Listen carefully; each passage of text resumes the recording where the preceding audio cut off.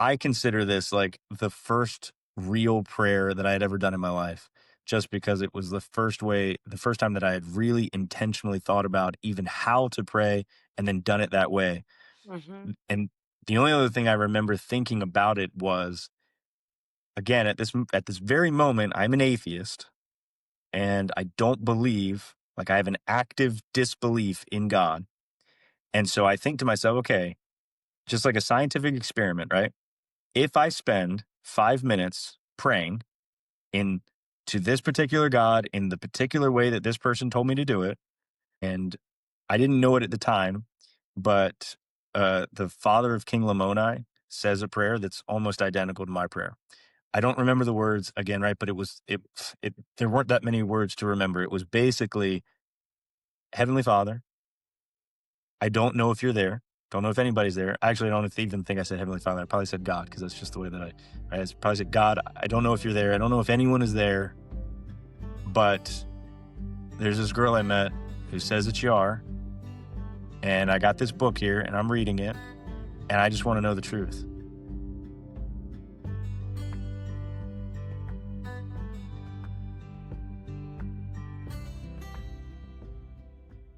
All right, we are back with another episode of the Convert Devotionals. I am excited today to have Michael on. I found Michael on TikTok, and I say this every time. That's where I'm finding so many people. But I was inspired by Michael's story because he has a story of conversion to the Church of Jesus Christ of Latter-day Saints, and he was once an atheist, correct, Michael? That's right. Yeah. Yeah. So I'm excited to have him on and to share his story. So, hi, Michael. Hey, thanks for having me Hey. on. Yeah. Hey, if you just want to go ahead and tell us a little bit about yourself or whatever you want to talk about, give a little background, and then we can get into your story. Sure. So, um, I'm from the East Coast. I grew up here for the majority of my life, but I've been all over the place now, and so I've got a lot of different experiences, different places. But I'm from like literally a middle of nowhere place. The town I grew up in had 2,000 people, so super small. But like, um, I have always had this interest in like philosophy and theology and all these different types of things, Mhm. which probably led me to a lot of the different experiences and places that I've been since then. So like, I don't know, I just there's not I guess I grew up there weren't a lot of people around me that were interested in the same things that I was interested in, maybe is the right way to put it, right? Like Okay, there yeah. I didn't have any very deep philosophical discussions with the other uh small town people that I grew up with. Right. Um but that was kind of my problem though, I think, right? I had a lot of questions growing up and I didn't get a lot of answers. And that's probably just because, everybody has different issues and things in their life. I had some difficulties in my family life. My parents got divorced when I was 9. I moved up about same state, but like 5 hours away to live with my mom for a while. I've got one younger brother who has Down syndrome. Mm, And so, like, even in my family, like, we didn't go out a ton. We didn't do a lot of stuff. Like I spent most of my time at the house. And I mean, that doesn't really bother me. I'm super, super introverted. I right. score like 96, 98% introverted on like every test I always Oh, take. Like I'm really? super introverted. Yeah. But, um, but I've ended up working in like sales and other kinds of other stuff. So I'm like, I can deal with people and stuff. It's just not my natural default setting, I guess. Right. But, uh, but I spent so much time alone and thinking about stuff too, which, probably added or compiled a lot of these things too. But um, I I had difficulties with my family life. I didn't get along with my mom very well. There were a lot of different things like that added to a lot of the questions that I had. And like I'm talking about like big questions like, does anything matter? Purpose of life type stuff, right? Like Right. the questions of the soul type things, right? Mhm. And so then that's what I was raised Catholic. My dad's whole family is Italian Catholic, and we went to church until about the time that my brother was born. Because then after that, again, it was tough to like do things with him. Yeah. And not that it's undoable, right? But I don't know that my parents had enough of the, I don't know, it's complicated, right? So it's just I everything with my brother's a understand. little bit more difficult. Yes, our youngest is special needs, so she's got a Okay, chromosomal abnormality, and it's pretty close to, Down syndrome. So cool. I understand that, and back when your brother was probably born, there probably wasn't a lot of, like, research, and it was probably just, it was different how they, treated kids with Down syndrome. I don't know if I should say treated, but you know what Yeah, I'm no, saying? It that's was just different. 100%. Yeah. So, Yeah, I no, totally get that.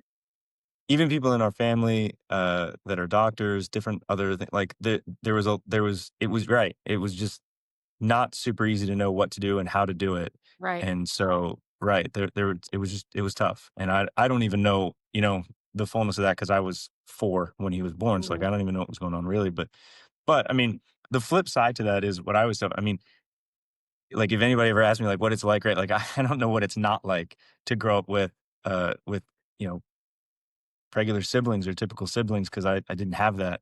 I Yep. only know my brother, and, like, that's kinda, pros and cons to everything. We didn't go out and we didn't do a lot of stuff, but, like, on the other hand, like, my brother is one of the coolest people, and, like, I remember very specifically a time I was living with my mom. Again, I had a lot of problems with her, and so, like, I was, crying or really upset one day or whatever, and my brother came over and he doesn't talk.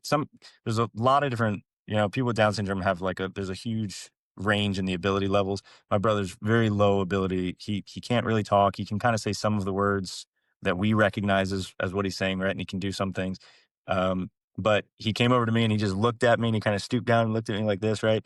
And he smiled and he started making like funny faces, which he had never done before. And I just thought it was kind of like he was very intentionally trying to cheer me up, right? And he just Yeah. felt like so like it those things are like more meaningful, right, when they come that way. But Yep.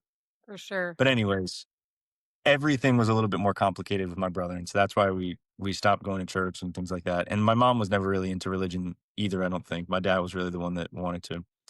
Um but so I grew up in a Catholic family and so I knew, still know not everything, but a decent amount of like Catholic theology and um I find a lot of similarities between what we believe and with Catholic religion, so I like that it that is logical to me, that makes sense to me. If what we believe is true, that should be the case, and so that kinda helps reinforce, um, but after a while, after my parents divorced and I moved up with my mom, I had even less contact with Catholic church and my dad's family, all that kinda stuff, and so I just kind of kept going away from religion, and my mom also kind of reinforced maybe the idea that, I think about things really scientifically, really logically, and that just doesn't like fit with religion. And I don't Mhm. know if that's an older way of looking at religion. I don't know if that was just my mom's perspective on it, but like I've heard that's one of those common conflicts between science and religion, right?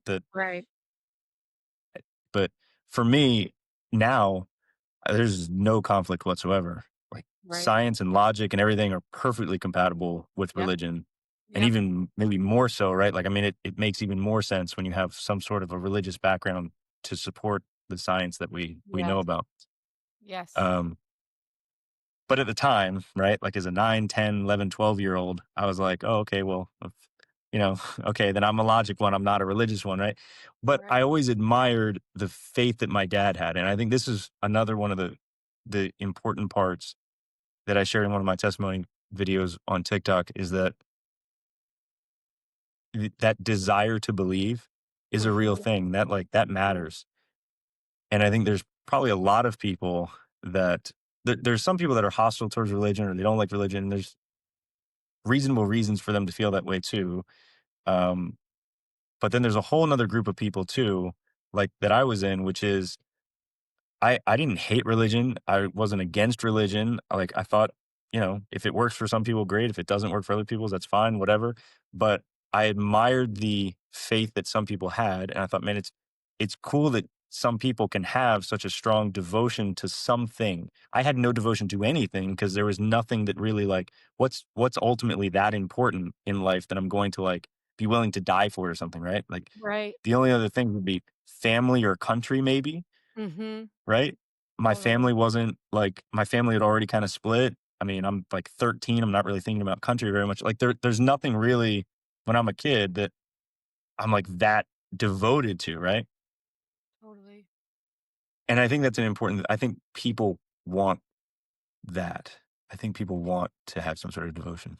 They do, and, I've totally had family members and friends that have felt the exact same way, and it almost feels like they wanna have this faith and they wanna have this belief, they just don't know how to do it. It just seems like, "Where do I start?" You know what I mean? Almost overwhelming, like, "Hey, how do I even start that process?" Right. So Well, I think that's a great right because that's exactly what it is. It's like you don't know what to do and or how to do it because it's very complex too. I mean, because Mhm. again, right, if you're a member of the church, and I don't know what it's like to grow up as a member of the church, but if you have some sort of foundational belief, then you start there and then you can kind of look outside from that and see these other religions out there and then you can maybe compare and contrast and stuff a little bit like that, right? But if you don't have that, right, with if you're in my position where I don't necessarily even have a base foundation, I'm just standing here kind of alone on my own and I'm looking out into the world and there are countless numbers of faiths and religions and beliefs and then within each one of them there's their own variations and denominations, right? And so like Yep. it's dizzying, right? The amount of stuff that's out there and you're like, well, like I don't even know where to start at this point. Mhm. Mhm. So that I kind of continued with that thought process for the majority of my childhood, just kind of like in the back of my mind, it's there. There were times where, again, because I had a Catholic background, there were times where, in moments where I was like really upset or really, something bad was happening or whatever, I would try praying. I would pray to the saints that I was familiar with. I have my name is Michael, so I pray to Saint Michael. Mhm. Um, I was named after Saint Anthony. My middle name is Anthony. My dad's name is Anthony. There's a whole tradition there. Mhm. So I would pray to Saint Anthony. I'd pray to Mother Mary. I would say the Our Father sometimes, right? But like I said it, I think at one point that I don't want to say now that God never spoke to me because my inclination is that he probably did. But I didn't have any way of really recognizing that or knowing or like what to look for or anything. And so I was kind of calling out and nothing really ever struck my attention like in a super strong way. Right. So I just never felt like I had any sort of real connection with God. And so, you know, it's not like I got rid of it entirely. It's not like I just said like, nah, but it was one of those factors that led me to eventually be saying that I was an atheist. Um, so by the time I went to college, I graduated high school. I went to college and I needed to declare a major. I'm a very curious person. I wanted to take everything that I could, learn everything I could. One of my first classes I took was an intro to philosophy class. The professor was really cool. He taught it in a very unique way. He used like comic books, graphic novels as like the supplementary text. So it was just kind of a fun, unique way to teach it. But we talked about some really interesting stuff. And it was probably one of the first times in my life that I had like that deep of discussions about some of these things that again, like most people aren't sitting around talking about this stuff. So it was like Right. so fascinating and fun for me to finally have that. Yeah. So I loved it. So immediately declared my major as philosophy. Awesome. In taking those classes, at some point or another, I think I heard someone say something like, I guess it's just, at that point, I considered myself an agnostic, right? Where Mhm. like the loose definition of right, like, yeah, there could be a God. I don't really know, but whatever, right? At some point, I heard someone say something like, an agnostic is just an atheist in denial, right? And so I said, yeah, okay, that makes sense. Cool, that makes sense, right? So I decided to go with that. I said, yeah, I'm not really agnostic. Then I guess I am an atheist. I don't think that there is a God. I don't think that I don't have any reason or evidence to believe that there is a God. Technically, I suppose I would have said that yeah, there's a possibility of anything happening, but at that point, I would have said the possibility that any particular God that anybody's talking about is infinitesimally low because again, you have all of these religions out there. They've all got their own versions of God. So the odds that any one of those gods is the God or real or whatever, I mean, right? It's like, and there's been plenty of gods that have come and gone throughout history. So, like, who's to say Mhm. that one of those isn't the real God, right? So, anyways, Mhm. again, right from a perspective of you're alone and you're looking out, it doesn't make any sense. And so this is all kind of it's kind of cool. This is kind of coming back to me a little bit, right? I didn't spend that much time thinking about this all the time.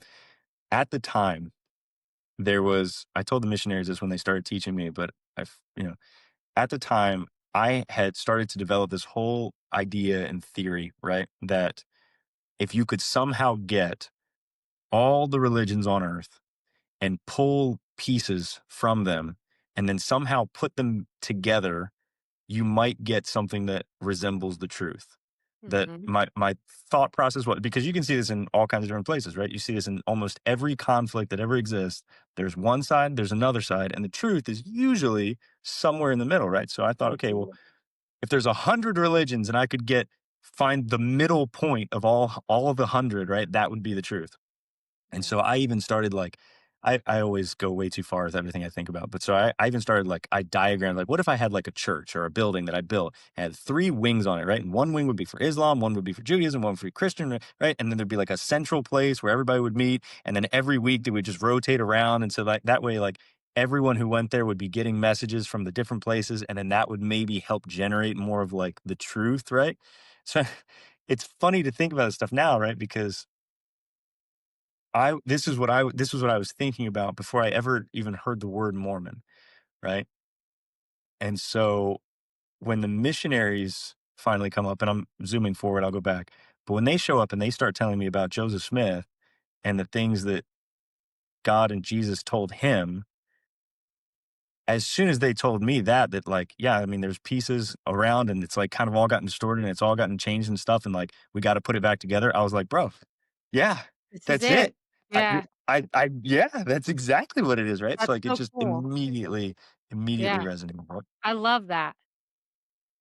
So, so agnostic to atheist, that was my thought process. And so I kept studying philosophy and theology and everything for that reason, right? It's another important point, I think, just because, again, same thing. When I eventually encountered Moroni's promise, all of these things are like they've been part of this whole thing from the very beginning, right? Every single piece of it is all together, which is another reason why, like, I don't think that I'm going to find the truth anywhere else. I mean, it's just all too perfect. Right. But so I cared about the truth, and so I was studying philosophy, studying theology, all these different things, trying to figure out what is the truth and how do I get to it. And you know, we said already, that's the hard part is you don't know how. And that's the part the missionaries talk about in Amos, right? Where it says that people go to and fro, they'll be here and there, and that they're going to be kept from the truth just because they don't know where to find it. That was exactly what was happening to me. That was exactly my experience. And so my mom lived up on the other side of the state. I was going to college down where my dad lived. But like during the summers or whenever I had time, right, I would go back up to my mom's to visit my friends and stuff there. On one of the occasions that I went up there, I was hanging out with my friends, and one of my friends was dating a girl who was best friends with a member of the church. Okay. And so then they came over to my house to hang out and play games and stuff. And it was a cool experience because before they came over, they warned me that they were bringing a Mormon, and I was like, "Sounds great. I don't know what that means, but that's You're fine like, with me. "No I don't idea, but go ahead." not a clue, right?" But they were warning me about it, so I was like, "Okay, must be not a great thing, but like, You're what do like, I care? I "Sounds don't know." fun, but whatever." Just kidding. Yeah, that's fine. When I found out it was a religious thing, I got even more excited, right? And Mhm. again, I was never hostile towards uh because I just, I again, I admired people that had faith in things, right? Right. However, I was also at this point especially a philosopher, and the love for debate has always Mhm. been there, is Mhm. still there today. I have to kind of temper it sometimes more now. But so if I had the chance to talk to a Christian or any religious person and just pepper them with difficult questions that would make them squirm, I enjoyed that. That was fun for me. That was my little form of entertainment, right? And some people handle it better than others, obviously, right? But like it was just fun for me to do that. And truthfully, while religion should be logical, that doesn't mean that everyone who believes in a religion knows what that logical train is. And so Mhm. you can, as an atheist, right, who wants to, sometimes it's easy to point out those logical inconsistencies, and people will squirm about it, right? They don't know what to do. And that's probably mean to do, but that was, you're an atheist, you're a philosophy. This is like this is your game. This is what you do. Right, right. So, but here's the point. There's a reason that I'm saying that, right? This girl came over, and I don't mean this in any sort of. I love this girl. I got engaged to this girl. We didn't get married, but I really ended up loving this girl. But when I first met her, and I say this very nicely, she didn't strike me as like, a PhD in theology, right? She Mhm, wasn't like the most knowledgeable person on earth. She was just a normal, average, regular girl. mhm, And so the very first thing that I noticed was that we were playing these games and stuff, right? Just like board games, video games, whatever. And I was cocky and I was awful and I was flirty and I was like, just a typical like awful teenage boy. And she had zero reaction, none whatsoever, which was frustrating. At some point or another, we got talking about religion. And that's when I was like, okay, cool. Here's my moment, right? Like, I haven't gotten any sort of rise out of her this whole time. I got this, right? Like, watch me work. And I started hitting her with what I thought were some of the hardest questions, right? And boy, she had an answer to every single one of them, which which blew me away. And not that I'm the smartest person on earth either, right? Not that I'm like, I don't have a PhD in philosophy or anything either, but I spent the majority of my days at this point sitting with other philosophy students and philosophy professors and debating mhm. exactly these types of topics and not coming up with any sort of solid answers that to me sounded like a good answer.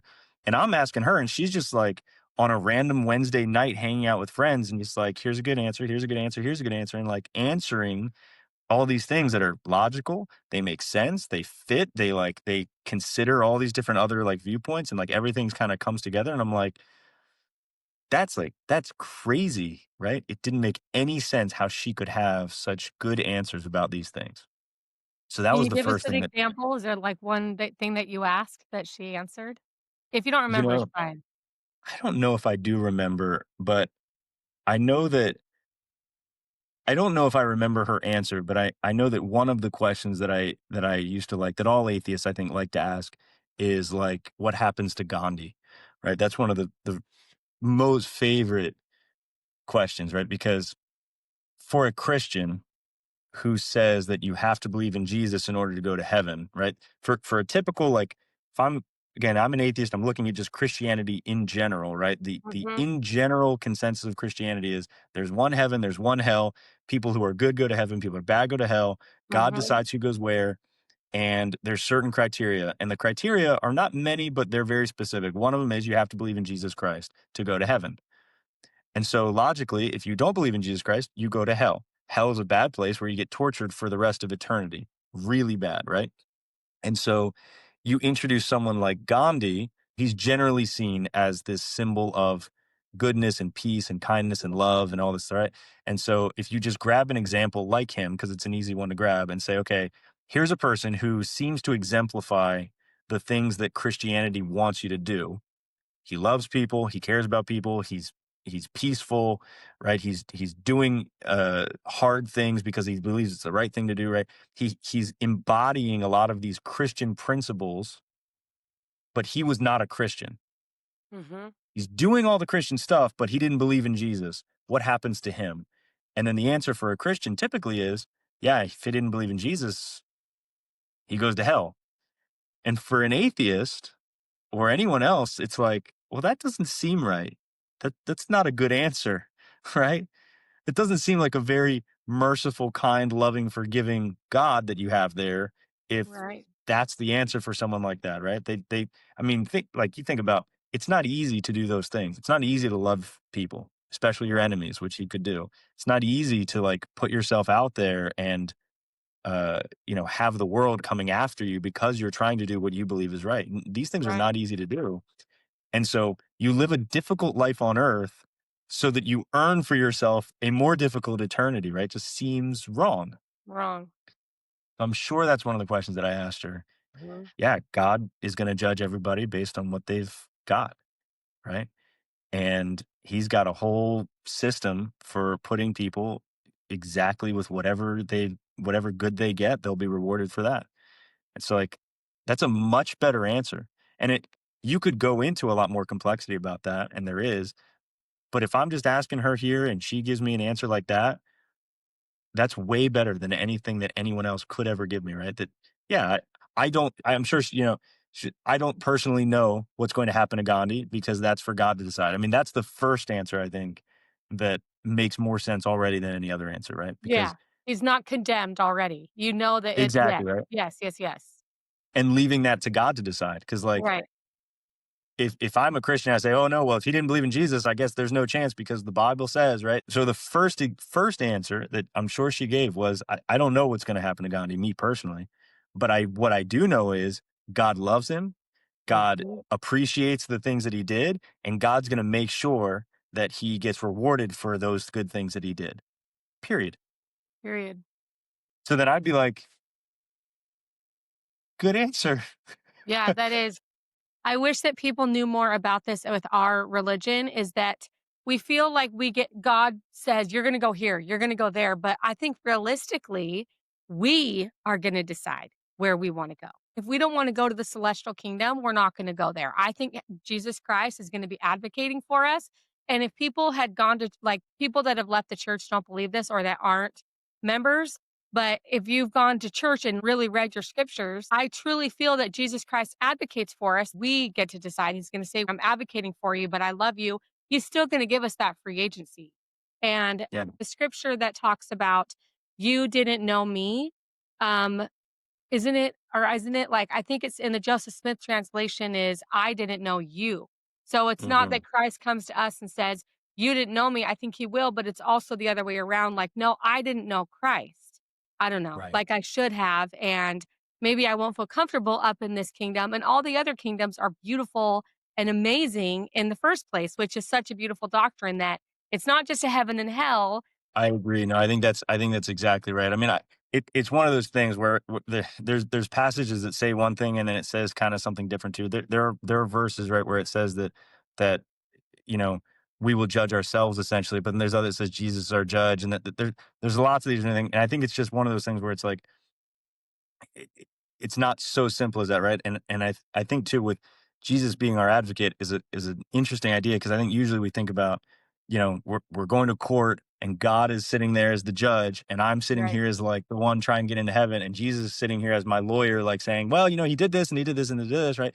And it's very possible that the advocacy that he's doing is actually not to try to convince God, but to convince me, maybe, right? Yep. That, like, listen, you did this and you did this and you did this. You're going to be like, you've earned this. You deserve this, right? And I'm Right. going to be like, I don't know that I deserve that. And he's going to be like, no, you definitely do. I Right. got you. And, like, this is the right place for you, right?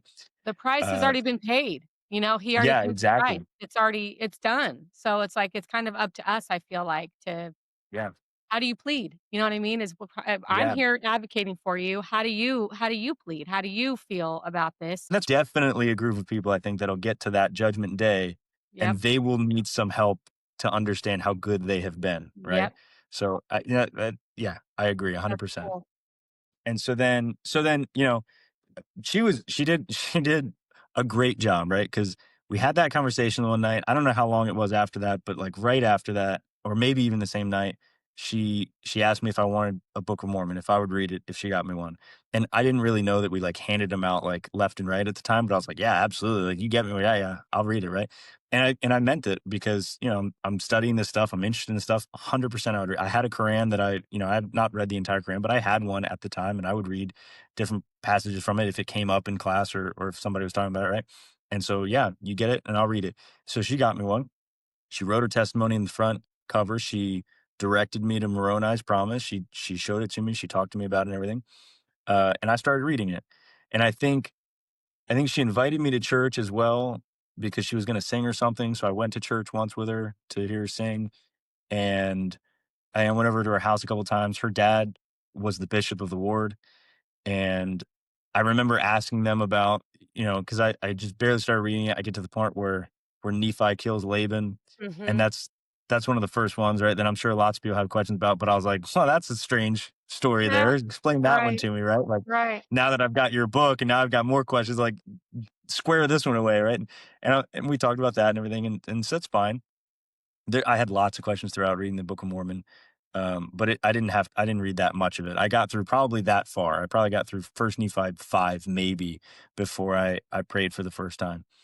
Um, and so this is where, we go back to where we said that there's people that want to believe and they don't know how, right? I had said I wanted to believe. I had prayed to the saints. I had said the Our Father. I had tried, the best that I knew how to connect with God, and it just didn't work for me. But now I had somebody who did a little bit extra for me. They showed up, they pointed me to something tangible, and they said, "Here's this book. This is something that comes from God," right? Which, like, I had the Bible. I knew that the Bible existed, but nobody ever gave it to me and said, "Hey, this is from God, and you should try to figure out if you believe that it's from God." Mhm. That would have helped me probably more than just like showing me passages from the Bible or whatever else, right? Like just talking about the Bible. Like, if you like narrow that focus and say, "Do you believe that this is the Word of God?" I would have said, I have no idea. How could I know that? And then the answer to that would be like, yeah, the way to know that would be to ask God and Right. try to get him to tell you that it's true or not, right? And then that would give you some sort of content, something to grab onto, right? And that's what I think the beauty of having the Book of Mormon is that we have it and we can say, and it's like, it's not, I can go to a Christian and I can talk to them about the Bible and they're like, "Oh yeah, no, I already know the Bible," but they might not, maybe even probably not have ever had the same experience that we have with the Book of Mormon, which is like they've prayed about the Bible specifically and come to know that. They believe it because they believe it for any Mhm. number of reasons.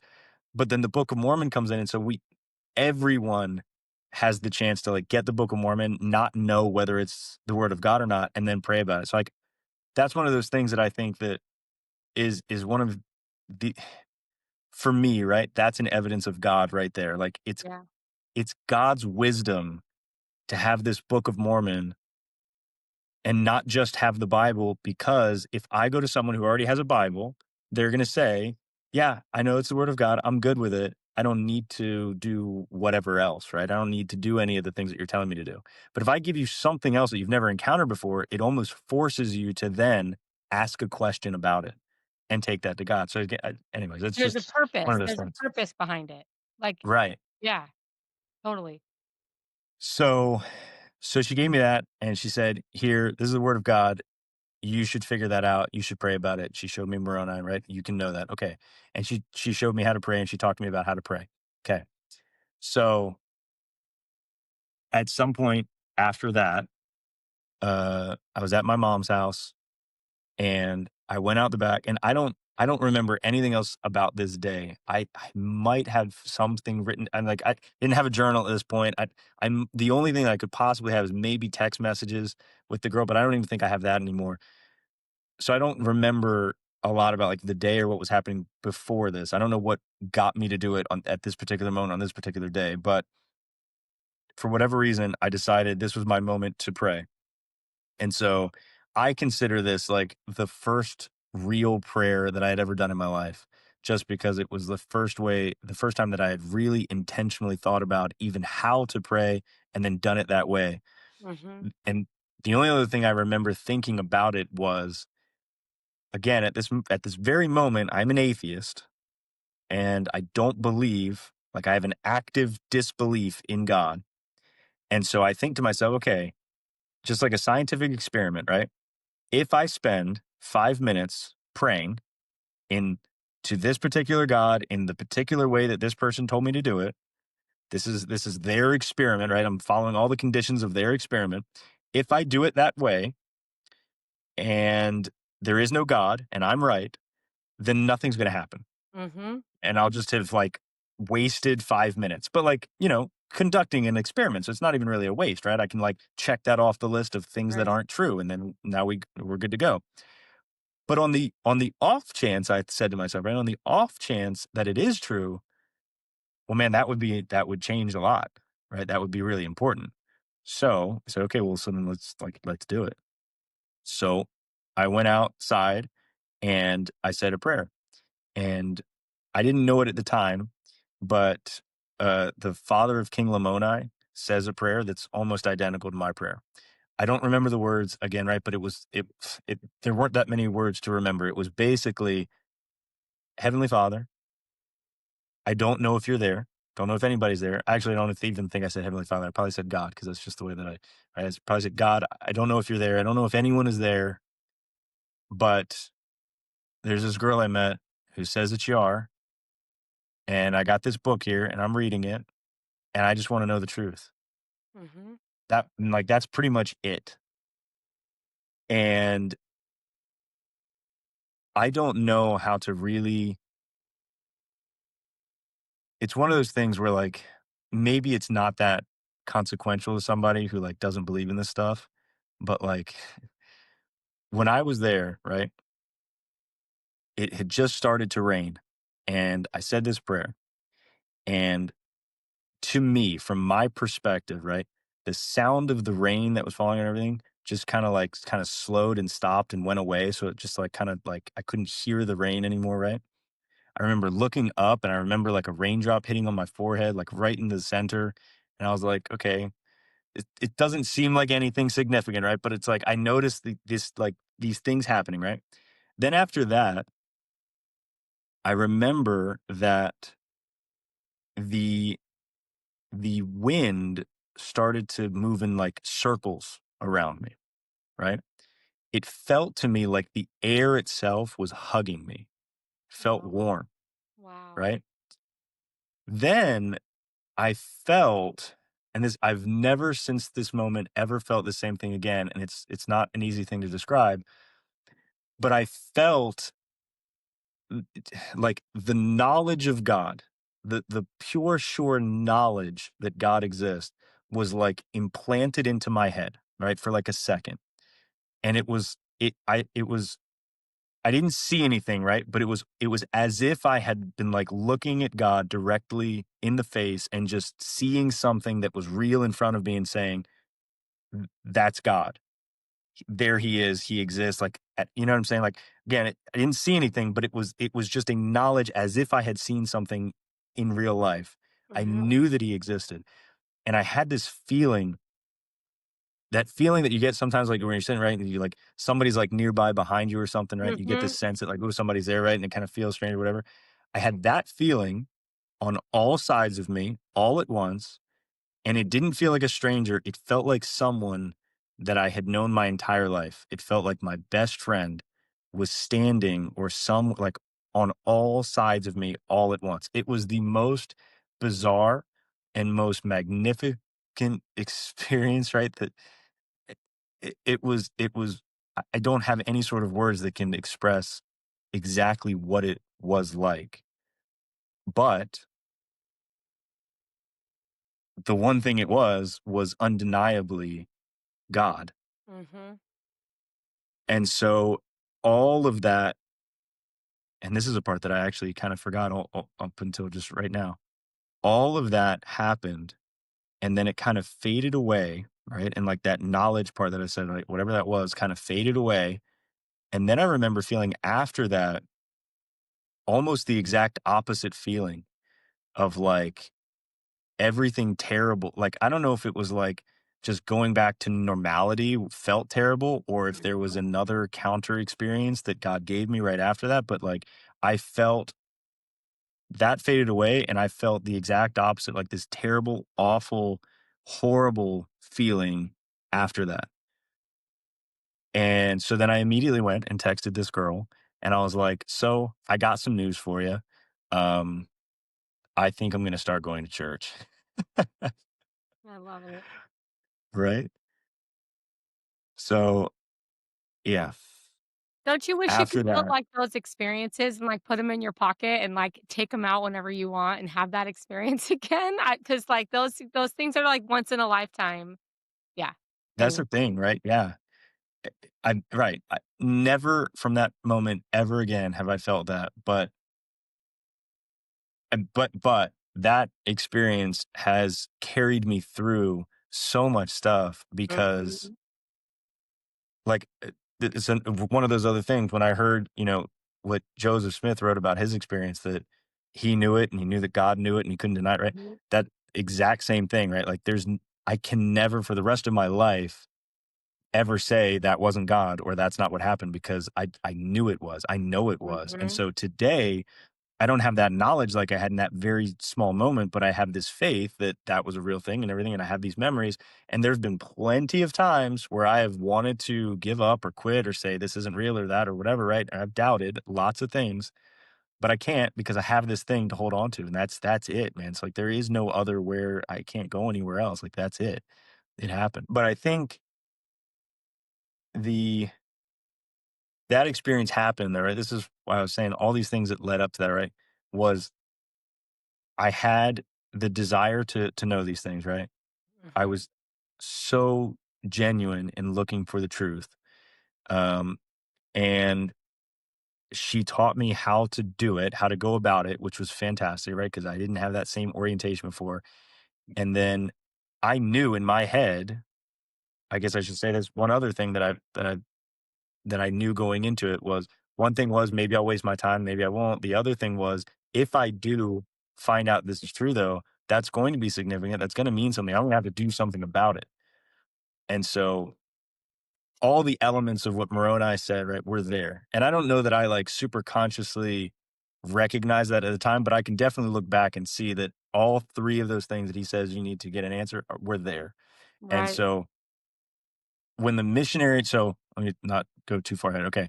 So I texted her, I told her that. It was right after that that I came back down to my dad's to go back to school again.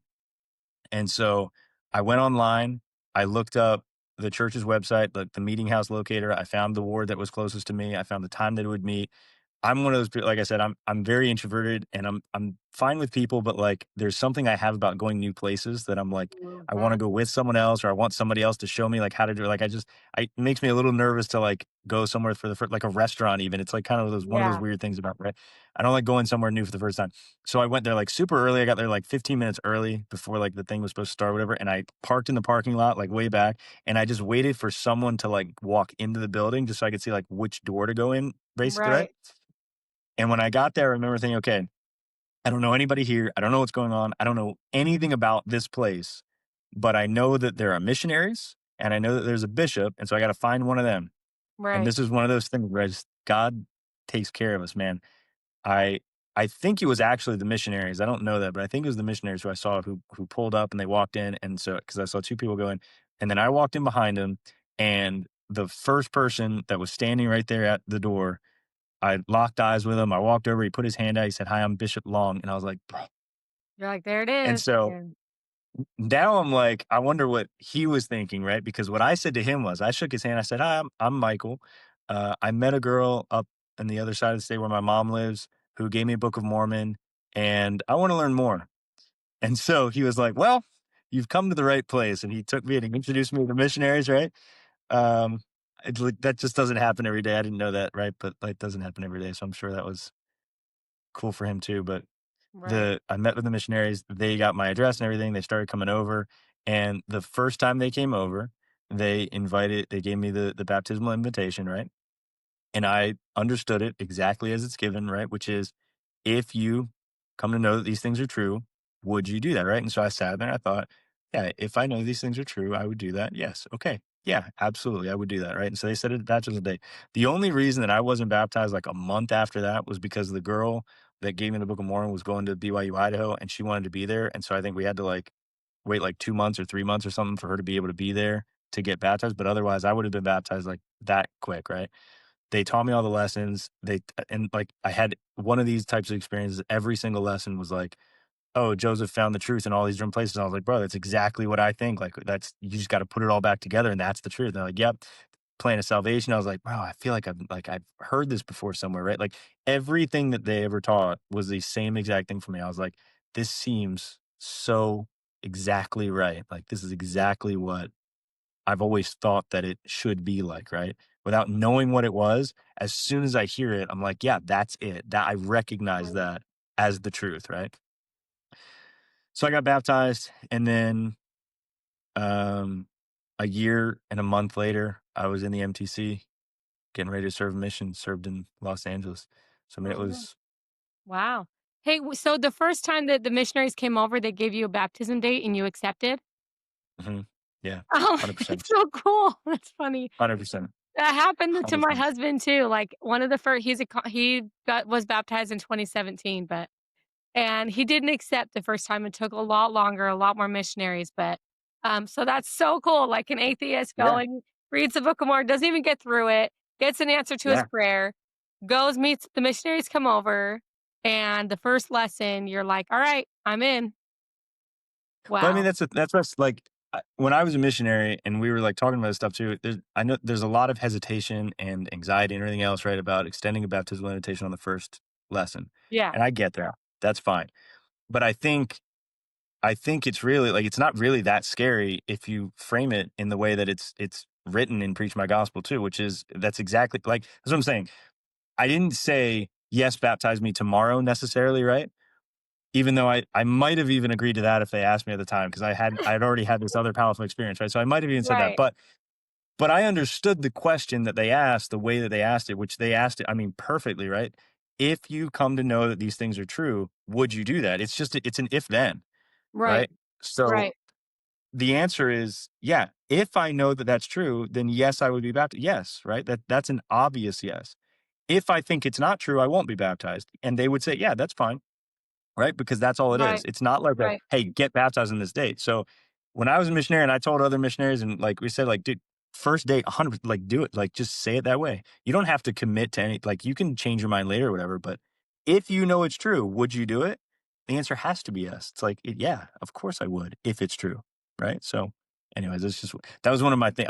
I have fought with so many people and so many missionaries over this. Is like one of my things. I was like, "You have to do it," and I would use myself. I was like, "Yeah, like, that's what they said to me." So, and it Yeah. definitely Yeah. It worked on you. Like, it's well, not powerful, worked yeah. on you, but you know what I'm saying. Like Yeah, it's but inspired.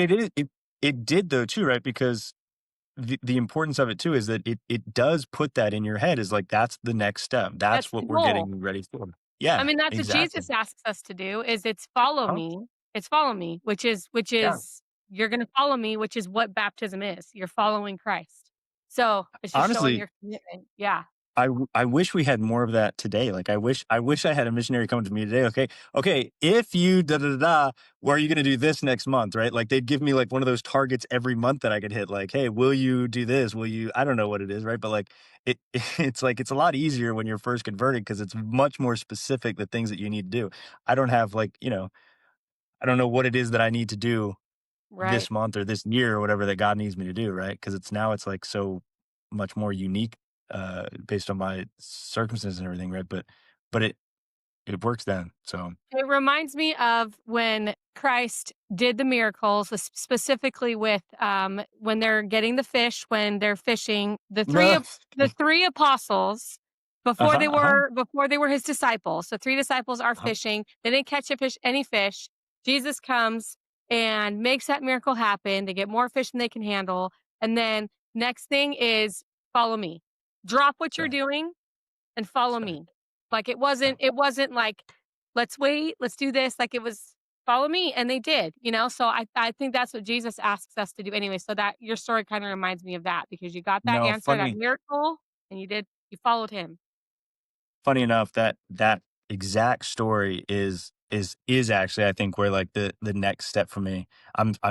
For the last several years I've been trying to figure out exactly what it means, but that is exactly like I've been having a lot of different struggles in life in the last 5 years or so, ever since like after the pandemic probably that I hadn't Mhm. had before.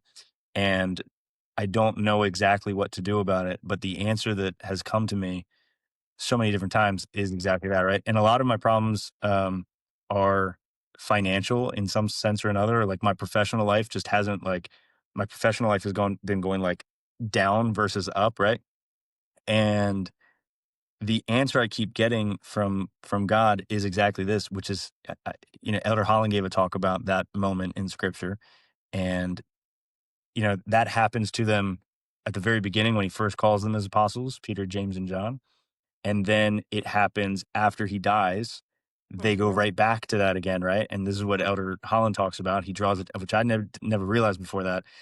The day after, or not the day after, like right after he dies, they're like, "What do we do?" And Peter's like, I don't know, I'm gonna go fishing, right? Because it's like, Yeah. presumably that's what he knew how to do, and so they go back to fishing, and then Jesus shows up again, but now as a resurrected Lord, and the Yep. same thing happens. They fish the whole night, they don't catch anything. Jesus says, "Cast your net on the other side," and then Peter remembers, and he jumps out of the boat and goes over to him, right?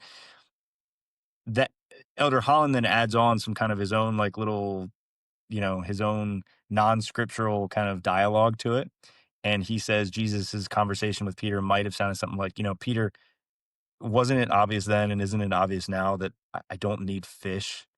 Right? And that's the answer that keeps coming to me.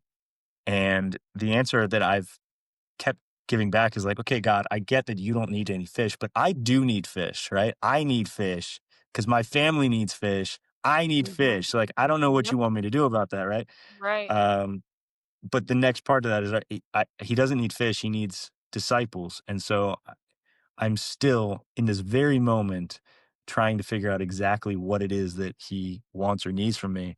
But I love that story for that reason, right? That Yep. it's it's an obvious recognition of God's power over everything. And he shows Peter that, like, listen, Peter, your profession, everything that you are good at, everything that you know how to do, I can do it. Yep. Just like that. Yep. You're not doing anything special for me by being a fisherman, right? And it's like, it doesn't mean that he doesn't want us to be good at professions or do what we do, right? And I have full confidence that if somebody does their job at work, whatever it is and whatever career it is, God is happy when you're happy, and he's pleased with every achievement and accomplishment that you ever make in a professional sense, same as anything else. But if you if you want to know, right, like, how God looks at your life as a whole, or what types of accomplishments and achievements he appreciates the most, he doesn't need you to do whatever you're doing here in the world, because he can accomplish that too, right? Like, there's you're not doing anything that he can't do on his own if he wanted Mhm. to. Mhm. But one thing that God can't do, and that's one that'll set off a lot of Christians and even philosophers too, right? Like, it's one of those logical things. Like, if God can do everything, right? There's one thing that he cannot do, which is make me follow him. Yep. He can't force me to do, right. And again, maybe he has the technical ability to do that, right? But he's not going to. That's No, just he's not. part of the whole thing, right? So the Right. one thing that he can't do, he can generate all the fish in the world, but he can't make me love him and follow him and do what he wants me to do, right? And so that's the thing that is the most impressive and the biggest accomplishment for us to do for him. I So love anyways, it. I'm glad you brought up that story. That's an Yeah. important No, thing. I love your story, Michael. Thank you so much for sharing with us. I do have one last question. What Mhm. advice would you give those who were in your situation when years ago, who were you said, you were atheist, you were studying philosophy.